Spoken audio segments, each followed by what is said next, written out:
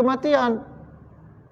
Kita yang bertaubat kepada Allah mungkin dari 3 tahun yang lalu, dari 5 tahun yang lalu, atau dari setahun yang lalu, apakah kehidupan berakhir? Tidak, kehidupan tetap berjalan sampai detik ini.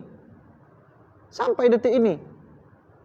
Dan kita berupaya semaksimal mungkin, bukan semaksimal, dengan sekuat hati, sembari menggantungkan harapan kepada Allah, diberikan ketetapan hati di atas keistiqomahan, agar kiranya Allah tidak mengurangi dari keimanan kita, bahkan melebihkan terus keimanan kita di hadapan Allah, sehingga ketika kita bertemu dengan Allah, sehingga ketika kita bertemu dengan malakatul maut, utusan Allah untuk mencabut nyawa kita, kita dalam bentuk keadaan berserah diri kepada Allah Subhanahu wa taala.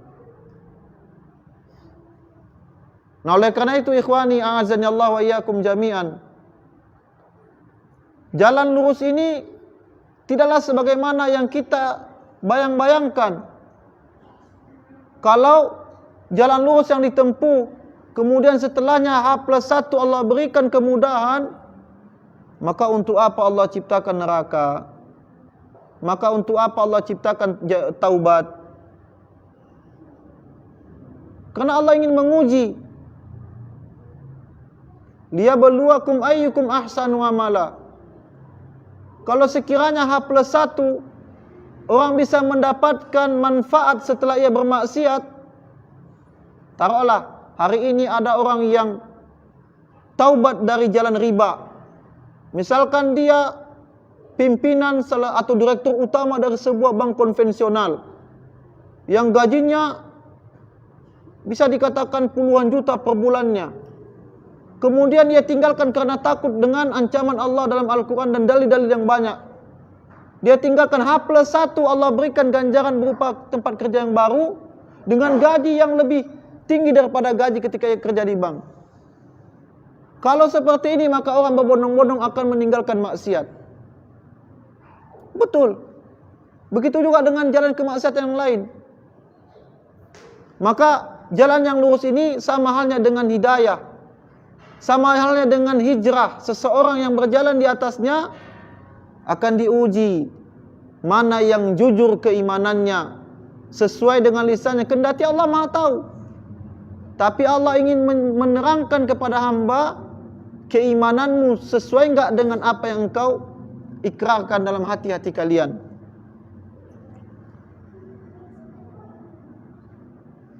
Makanya kalau orang hanya menghayalkan jalan yang lurus, semua orang bisa. Bahkan untuk melafazkan yang namanya burung tadi, bisa melafazkan. Tapi ini tidak dibutuhkan. Sebatas lafaz tidak dibutuhkan saja, tapi butuh kepada istiqomah, butuh kepada keikhlasan, butuh kepada pemahaman yang benar terhadap agama. Ya. Dan tentunya orang yang berada di atas jalan ini, jalan yang lurus, dia mesti menghadapi yang namanya ujian. Dan ujian itu berbeda-beda. Dan ketahuilah, setiap ujian yang Allah timpakan atas diri kita, la yukallifullahu nafsan illa wus'aha, tidak akan pernah lepas dari kesanggupan seorang hamba menerima setiap ujian yang Allah berikan kepada seorang hamba. Misalkan kita ada beberapa ukuran botol atau gelas di hadapan kita, kemudian kita memiliki candy. Kemudian ketika kita tuangkan air di candy atau botol atau wadah untuk penampung air dari candy ini, maka kita akan memberikan tuangan air itu sesuai dengan kapasitas gelas yang berada di hadapan kita. Dan masing-masing ini berbeda ukurannya. Begitulah ujian.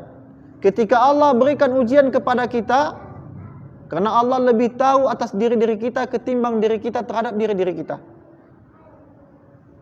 Kita katakan, terkadang orang-orang yang lupa,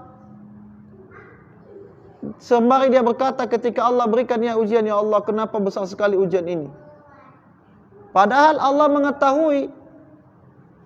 mengetahui berapa kadar kekuatan kita ketika kita menerima ujian dari Allah Subhanahu wa taala.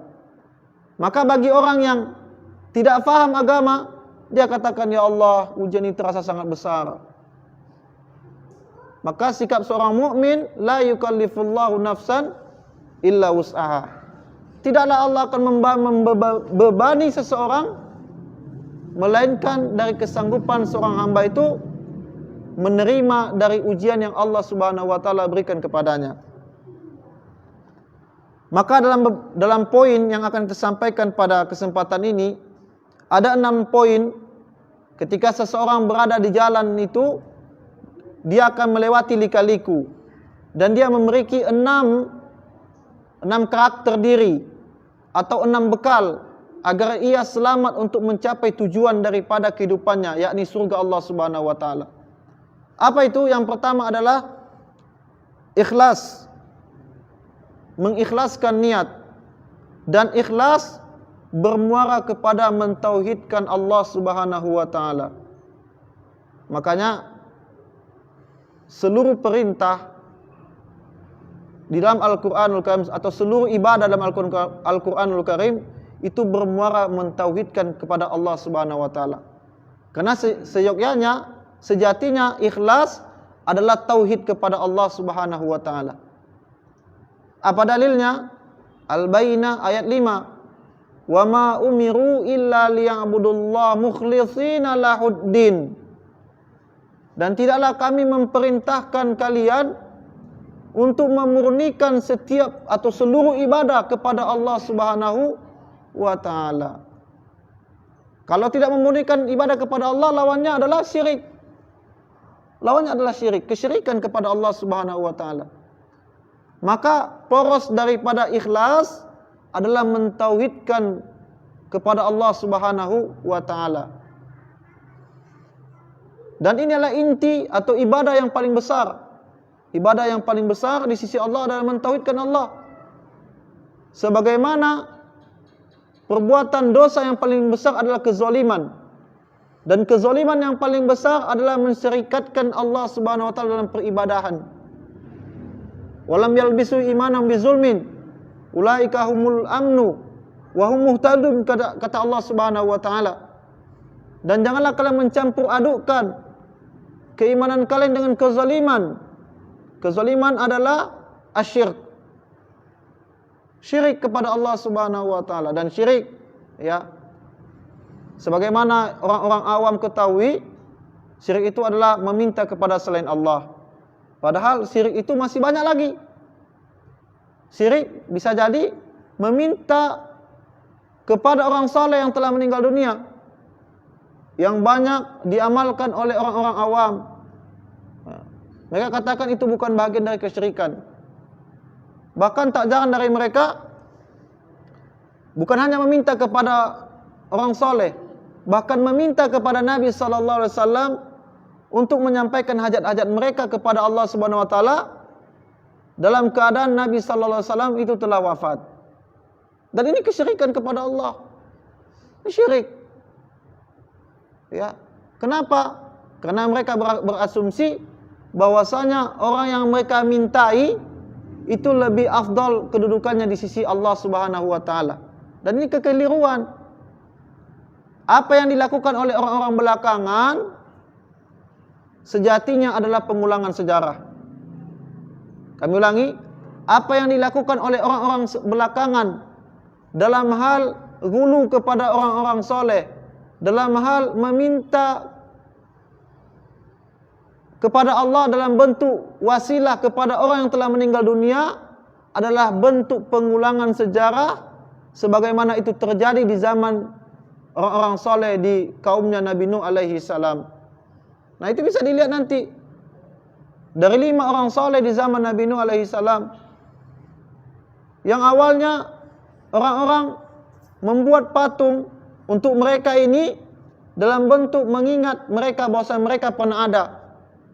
Kemudian berlalu masa, berlalu keadaan, kemudian setan memalingkan mereka untuk beribadah, bertawasul kepada Allah melalui jalan orang soleh ini yang telah meninggal dunia.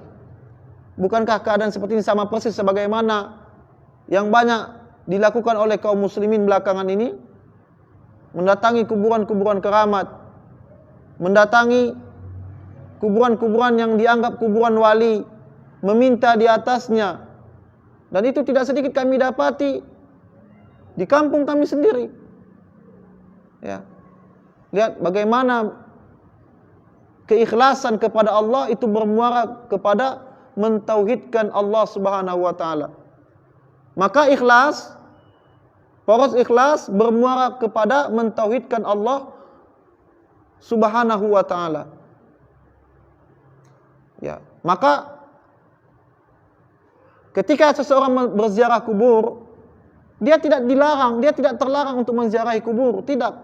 Kita tidak melarang seseorang untuk menziarahi kubur, karena sejatinya menziarahi kubur itu adalah tuzakirul akhirah, untuk mengingatkan kita tentang kampung akhirat. Tidak lebih dari itu. Sekaligus mendoakan mereka di sisi Allah. Karena pada hari ini mereka lebih membutuhkan doa kita ketimbang mereka mendoakan kita. Mereka membutuhkan doa kita. Siapapun dia, dari kalangan para wali, mereka membutuhkan doa kita. Karena telah terputus perkara mereka terhadap dunia ini. Tidak ada lagi hitungan pahala.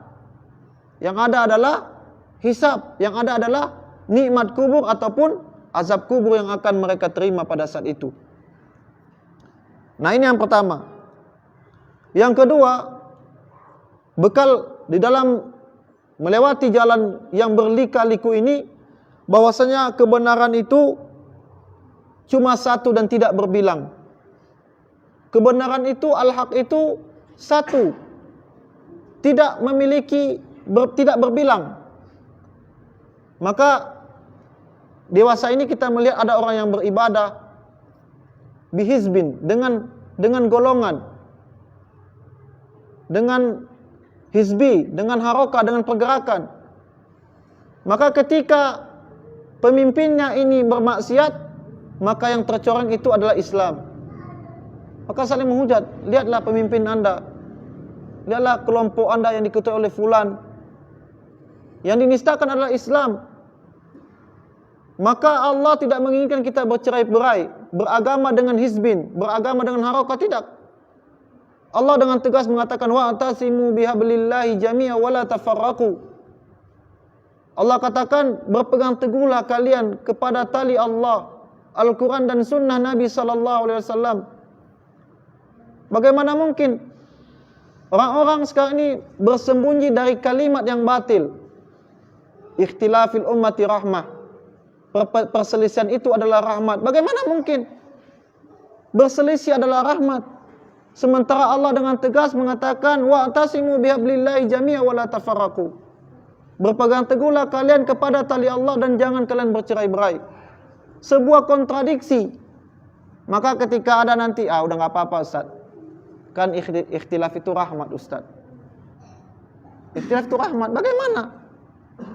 Allah tidak menginginkan perpecahan di tubuh kaum muslimin. Suatu ketika Nabi SAW menggambar sebuah garis yang lurus di atas tanah. Kemudian beliau membaca ayat Allah Subhanahu wa taala, wa anna hadza sirati mustaqiman fattabi'uhu, dan ini adalah jalanku yang lurus. Kemudian pada sisi garis yang lurus ini, Nabi SAW menggambar di sisi kiri dan kanannya garis yang sangat banyak jumlahnya. Pada garis yang lurus ini Allah katakan, atau Nabi katakan mengutip firman Allah, wa anna hadza sirati mustaqiman fattabi'uhu wa la tattabi'us subul, dan janganlah kalian mengikuti jalan yang sangat banyak di samping kiri dan kanan jalan yang lurus ini.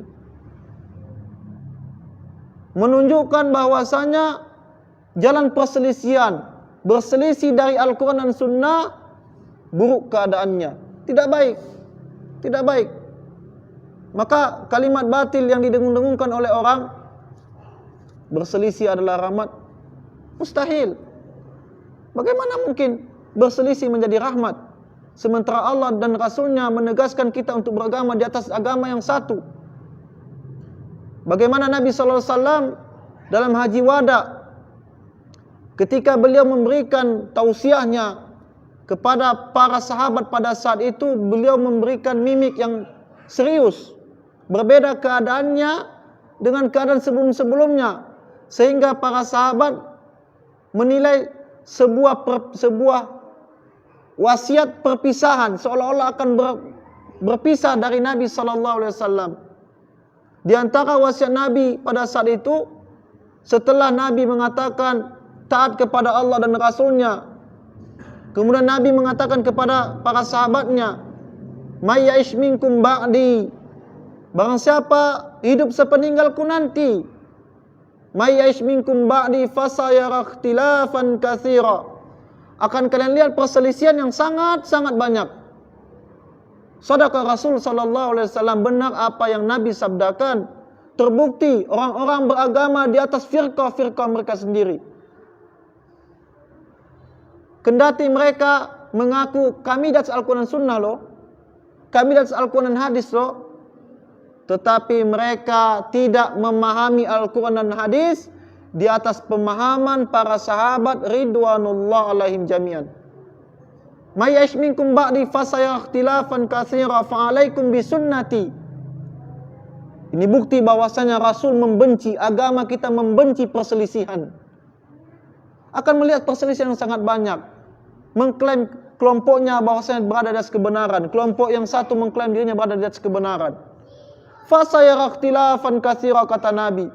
Ketika Nabi menggambarkan keadaan itu, apakah kaum muslimin pada saat Nabi mengatakan itu telah berpecah belah? Wallahi tidak. Sekali-sekali tidak. Belum terpecah belah. Mereka masih berkomitmen di atas Al-Quran dan Sunnah Nabi sallallahu alaihi wasallam. Belum terpecah belah. Kapan itu terjadi? Ketika orang-orang meninggalkan Al-Quran dan Sunnah dengan pemahaman sahabat ridwanullah alaihim jami'an. Pertanyaannya, Ustaz, kenapa dengan pemahaman para sahabat? Kenapa tidak memahami Al-Quran dan Sunnah dengan pemahaman guru atau ustaz kita? Karena jawabannya, Al-Quran dan Sunnah turun tatkala sahabat-sahabat Nabi berada di sekitar Nabi sallallahu alaihi wasallam. Mereka yang lebih faqih, mereka yang lebih alim, mereka yang lebih paham maksud dari tujuan ayat. Kalau seseorang tidak memahami Al-Quran dan hadis dengan pemahaman sahabat, maka lihat contoh yang dilakukan oleh kaum Khawarij. Kaum yang disifati oleh Nabi sallallahu alaihi wasallam dengan kilabun nar, anjing-anjingnya neraka. Mereka memelintir ayat Al-Quran demi kepuasan mereka, hati mereka. Mereka menghalalkan darah kaum muslimin ketika mereka mengutip firman Allah, "Wa man lam yahkum bima anzalallah faulaika humul kafirun." Kata Allah, barang siapa tidak berhukum dengan hukum Allah, maka mereka kafir. Sehingga mereka mengkafirkan kaum muslimin yang tidak berhukum dengan hukum Allah. Lihat apa yang mereka lakukan di negeri kaum muslimin. Mereka mengatakan, mereka memisalkan bahwasanya orang yang melakukan zina muhsan, orang yang melakukan zina yang pelakunya sudah menikah, maka dalam Islam itu hukumnya adalah rajam sampai mati. Ditanam seperti nanam batang pisang, mungkin sekitar kepalanya, dada dan ke atas, dilempar sama batu sampai mati. Kalau di Indonesia apa hukum pelaku zina? Dipenjara. Dipenjara. Maka mereka katakan dengan keadaan ini, dengan keadaan seperti ini, mereka berkatakan bahwasanya kita telah kafir. Lihat bagaimana mereka memelintir Al-Quran dengan sekehendak hati mereka. Maka tafsirannya adalah sebagaimana yang disebutkan oleh Ali bin Abi Thalib radhiyallahu an, kafir duna kufrin, atau kafir yang tidak mengeluarkan seseorang dari kekafiran, dari keislaman. Artinya masuk dalam kufur, bukan dalam bentuk mengeluarkan seseorang dari keislamannya. Lihat bagaimana orang yang memakai dalil Al-Quran tetapi memelintirnya dengan tidak memahami Al-Quran dengan pemahaman sahabat. Betapa banyak orang-orang mengklaim bahwasanya kami meyakini ini dengan dalil Al-Quran. Apalagi contohnya ketika orang mengatakan bahwasanya Allah itu ada di mana-mana. Mereka berdalil dengan firman Allah, "Wa huwa ma'akum aina ma kuntum." Bagaimana, lihat bagaimana mereka menjadikan dalil mereka dari Al-Quran tetapi tidak memahami Al-Quran dengan pemahaman sahabat ridwanullah alaihim jami'an. Maka penting bagi kita memahami keduanya. Kedua di sini adalah Al-Quran dan hadis dengan pemahaman sahabat ridwanullah alaihim jami'an. Maka kebenaran itu cuma satu dan tidak berbilang. Yang pertama ikhlas yang berujung kepada tauhid kepada Allah. Yang kedua adalah kebenaran itu satu dan tidak berbilang. Yang ketiga, sebagaimana yang kita singgung pada yang nomor 2 tadi adalah arahannya Al-Quran dan Sunnah dengan pemahaman salaf, dengan pemahaman sahabat ridwanullah alaihim jami'an, dengan pemahaman 3 kurun terbaik yang disebutkan oleh Nabi SAW, khairun nas qarni, tsummal ladzina yalunahum, tsummal ladzina yalunahum.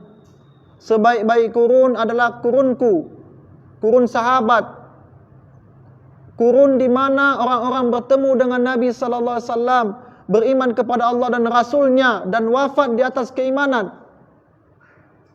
Kendati mereka mungkin sebelum pernah murtad, karena pada awal-awal kekhalifahan Abu Bakar As-Siddiq radhiyallahu anhu, adanya orang-orang yang murtad dari Islam. Dan itu tugas utama yang diemban oleh khalifah yang pertama Abu Bakar As-Siddiq radhiyallahu anhu, karena ada orang yang memisahkan antara salat dengan zakat pada saat itu. Ya, kemudian banyaknya orang yang murtad dan tidak sedikit yang kembali kepada jalan Allah ini. Maka mereka masih dalam kategori sahabat. Masih dalam kategori sahabat. Maka inilah yang ketiga adalah berpegang di atas Al-Quran dan Sunnah dengan pemahaman salaf, dengan pemahaman para sahabat, tabi'in dan tabi'ut tabi'in. Yang Allah, yang Rasul, yang Allah lewat lisan Nabi telah merekomendasikan mereka untuk diikuti. Untuk diikuti. Maka jangan kita katakan, saya memahami Al-Quran dan Sunnah itu dengan pemahaman guru saya. Guru kita tidak ada rekomendasi dari Nabi. Ustadz kita tidak ada rekomendasi dari Nabi. Tetapi sahabat tidak ada perselisihan bahwasanya mereka wajib untuk diikuti.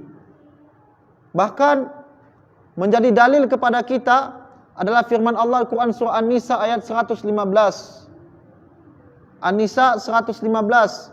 Wa may yushakkikir rasula min ba'di ma tabayyana lahul huda wa yattabi' ghayra sabilil mu'min nuwallihi ma tawalla wa nuslihi jahannam wa sa'at masira. Barang siapa wa may yushakkikir rasula menyelisih nabi min ba'di ma tabayyana lahul huda setelah datang kepadanya kebenaran, datang kepadanya dalil, datang kepadanya petunjuk, wa yattabi' ghayra sabilil mu'min, dan menyelisih jalan selain orang-orang mukmin.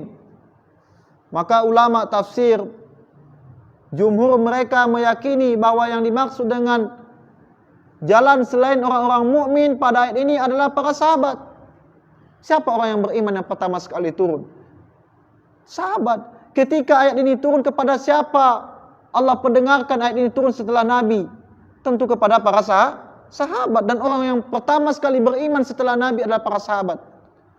Dan Allah telah merekomendasikan Nabi, dan Nabi telah merekomendasikan para sahabat untuk diikuti. Untuk diikuti dalam peribadahan kepada Allah Subhanahu wa taala. Maka orang-orang yang menyelisihi agama ini, mereka semua berkedok di atas Al-Quran dan hadis, tetapi tidak memahami keduanya dengan pemahaman sahabat ridwanullah alaihim jami'an. Ini yang ketiga. Yang keempat adalah ilmu yang dikedepankan. Ilmu yang dikedepankan, dalil selain dari Al-Quran dan hadis. Ketika tidak mendapat dari keduanya, maka kita melihat daripada ijma'nya para sahabat, ijtihadnya, kiasnya.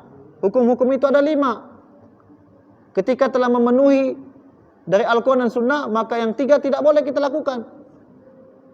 Maka hukumnya itu adalah Al-Quran dan Sunnah, kemudian ijma'nya para sahabat, ya, sebagaimana ketika mereka memilih khalifah setelah Abu Bakar As-Siddiq, yang kita ketahui bersama setelah khalifah kedua itu adalah Umar radhiyallahu an.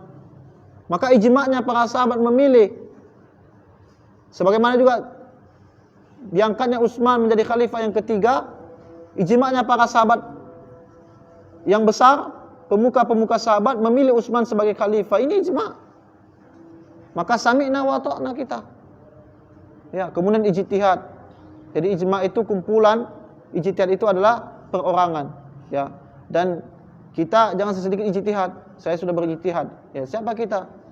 Ya, juz 30 kita juga belum hafal. Jadi jangan berijtihad. Yang kelima, seseorang setelah berada di atas sunnah, konsekuensinya sebagaimana yang kita singgung di awal tadi adalah ujian. Konsekuensi ketika orang sudah berpijak di atas Al-Quran dan sunnah tadi, dari yang kita sebutkan di atas, telah berpijak di atas tauhid yang lurus, ya, berpijak di atas Al-Quran dan sunnah dengan pemahaman salaf, maka konsekuensinya adalah ujian. Maka jangan baper ketika diuji. Jangan baper, jangan merasa minder, jangan merasa gundah gulana. Saya sudah diuji, sepertinya mentok, saya tidak mau lagi. Ya, padahal ujian itu adalah untuk menyadarkan kita bahwasanya di dunia ini adalah tempat ujian. Di dunia tempat ujian. Dan surga itu mahal. Surga itu mahal. Surga itu tidak murah. Ya, butuh kepada pengorbanan. Maka biasakan diri kita untuk menerima ujian. Dan ujian itu, wallahi ikhwan, la yukallifullahu nafsan illa wus'aha. Berhusnuzonlah kepada Allah. Ya, mungkin itu saja. Yang keenam adalah membutuhkan tasfiyah, pensucian, ya, tarhib dan motivasi kita dalam beribadah kepada Allah Subhanahu wa taala. Wassallallahu ala nabiyina Muhammad wa ala alihi washabihi wasallim bi fadlika subhana rabbika rabbil izzati amma yasifun wassalamun alal mursalin walhamdulillahi rabbil alamin. Assalamualaikum warahmatullahi wabarakatuh.